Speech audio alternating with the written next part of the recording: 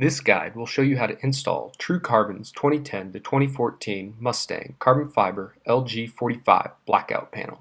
Use a T10 Torx screwdriver to remove the two screws holding the panel to the trunk. There is one on the left and right corner of the trunk lid. Start with one corner of the panel and begin to lift away from the trunk. Continue separating the panel until you reach the other side. This may take some force to disconnect, and you may hear some popping noises as you remove the panel. After disconnecting the panel, clean the trunk lid to ensure a maximum bond with the adhesive from the panel. Use an alcohol pad to clean the areas where the adhesive will be applied to the trunk lid.